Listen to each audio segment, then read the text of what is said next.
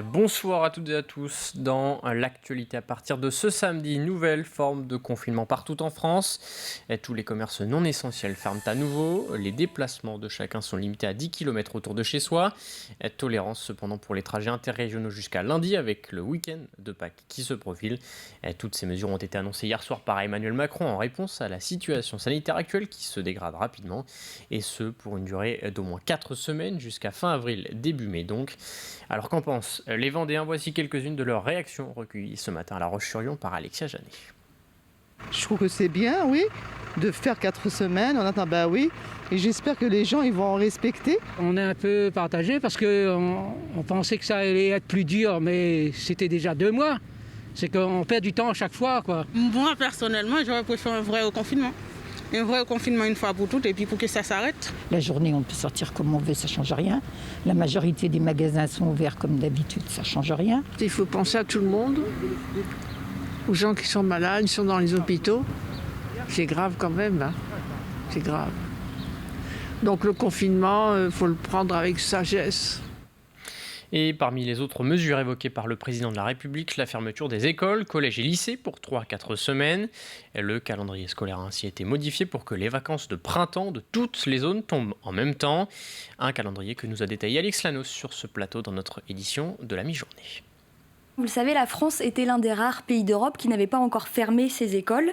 Eh bien, ce mercredi, Emmanuel Macron est revenu sur cette exception française puisque les 61 510 établissements et écoles de France vont donc fermer leurs portes pour les 3 à 4 prochaines semaines. Alors concrètement, eh bien, au retour de ce week-end de Pâques, mardi 6 avril, pas de retour en présentiel pour les élèves. Ce sera cours à la maison, sauf pour les élèves de soignants et les élèves en situation de handicap qui, eux, pourront être accueillis physiquement. Alors, après cette semaine en distanciel, que se passe-t-il ? Eh bien, oubliez les zones A, B et C. Les 3 zones vont fusionner et tous les élèves de France, soit 12 millions environ, seront en vacances en même temps, du vendredi 9 avril au soir jusqu'au lundi 26 avril au matin. Et cette rentrée sera progressive puisque le lundi 26 avril, seuls les élèves de primaire, donc les maternelles et élémentaires, reviendront en classe. Les collégiens et les lycéens, eux, resteront à distance jusqu'au lundi 3 mai, date à laquelle ils pourront revenir physiquement dans leurs établissements, mais avec des jauges adaptées. Et les parents qui seront obligés de rester à la maison pour garder leurs enfants pourront bénéficier de la mesure de chômage partiel si le télétravail n'est pas possible. Du côté des syndicats enseignants, la fermeture de ces établissements scolaires n'a rien de surprenant au regard du contexte sanitaire de ces dernières semaines.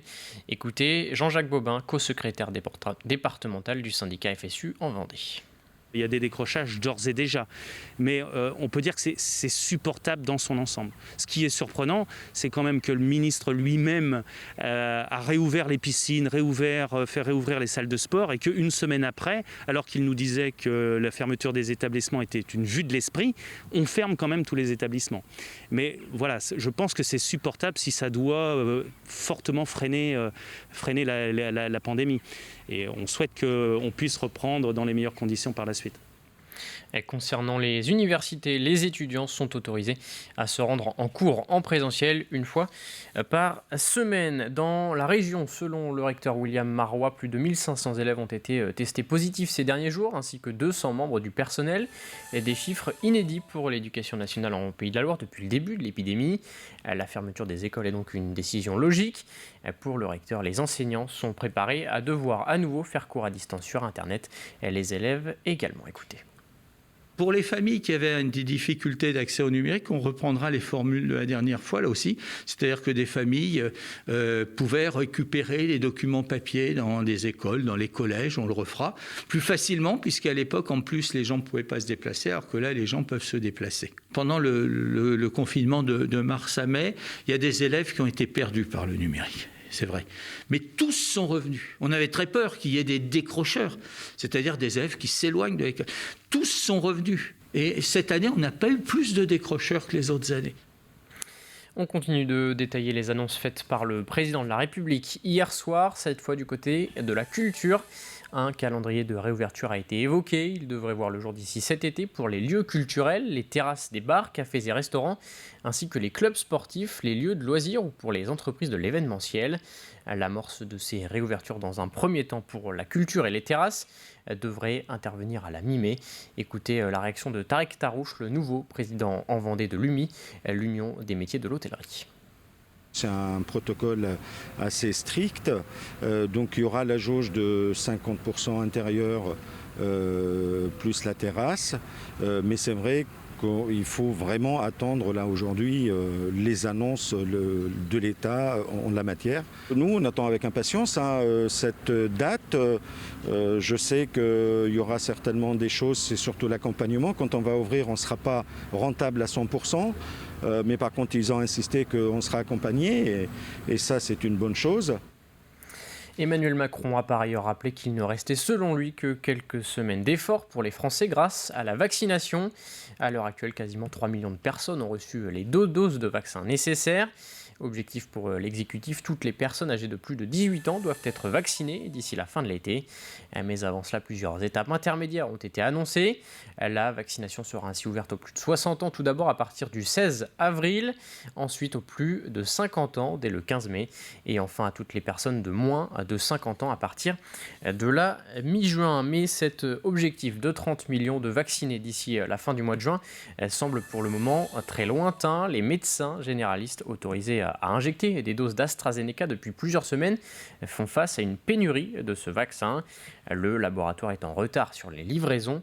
Les généralistes doivent donc revoir à la baisse leur nombre de créneaux disponibles. Chaque début de semaine, nous passons commande auprès de notre pharmacie pour la semaine suivante. La pharmacie nous dit si nous pouvons commander 1, 2, 3 flacons ou 0. Donc cette semaine, nous savons que nous pouvons commander pour la semaine prochaine un flacon, donc prévoir 11 personnes à vacciner, mais nous devons attendre la fin de cette semaine pour avoir confirmation de l'arrivée de ce flacon et pour pouvoir donc appeler nos patients. C'est très peu. Nous étions partis sur l'idée d'en avoir 3 par semaine.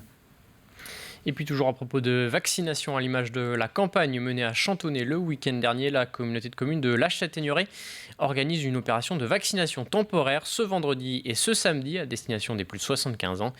400 personnes vont ainsi pouvoir recevoir une première dose du vaccin Pfizer. La seconde dose est prévue pour les 23 et 24 avril. En politique, le Premier ministre Jean Castex a quant à lui abordé la question des élections départementales. Elles sont prévues pour le moment, si aucun report n'est décidé, les 13 et 20 juin 2021.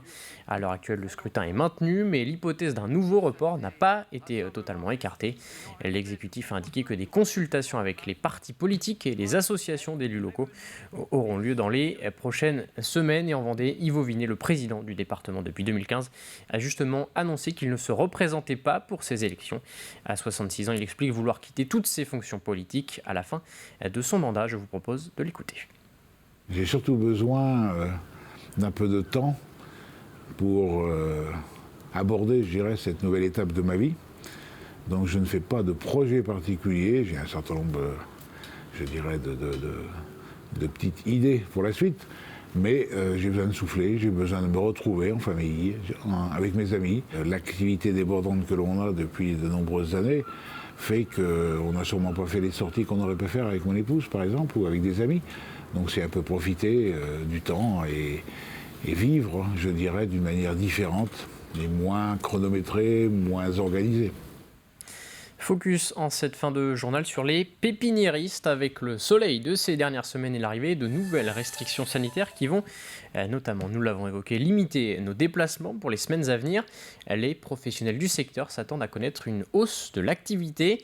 Une tendance observée depuis 1 an désormais. Les Français et les Vendéens passent ainsi plus de temps à s'occuper de leur maison et de leur jardin depuis le début de cette crise sanitaire. Les explications de Pierre Dalicieux.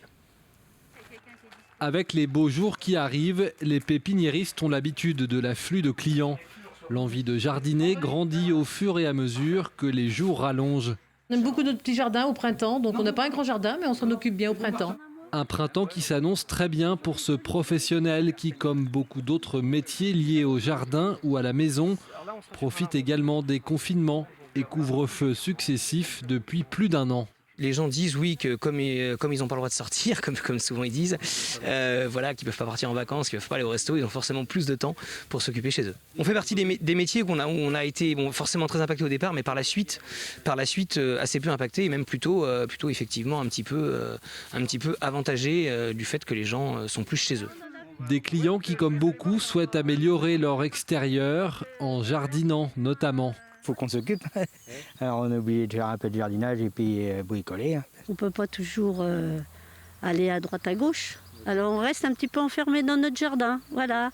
Résultat, pour cette année, ce professionnel enregistre une belle progression de son chiffre d'affaires et prévoit un printemps tout aussi florissant. Dès l'automne, on a eu des belles progressions autour de 40%, notamment sur tout ce qui est fruitier et choses comme ça. Et ce qui est beaucoup par rapport à d'habitude. Et ça continue sur le printemps, y compris sur tout ce qui va être potager et petits fruits qui se plantent plus au printemps. Vous le prévoyez ça? On le prévoit en mettant plus de plantes en culture, notamment sur les fraisiers. Cette saison, là, ça c'est vraiment le moment de la plantation du fraisier en mars, où nos stocks sont déjà bien partis. Et donc on en a même remis une nouvelle semaine en culture pour la semaine prochaine pour ensuite prendre la suite puisque les premiers lots sont partis. Attention tout de même à ne pas planter trop en avance. Pour les tomates par exemple, il faudra attendre encore un peu. Et les prévisions météo pour demain, et c'est une nouvelle journée ensoleillée malgré quelques nuages sur le sud du département.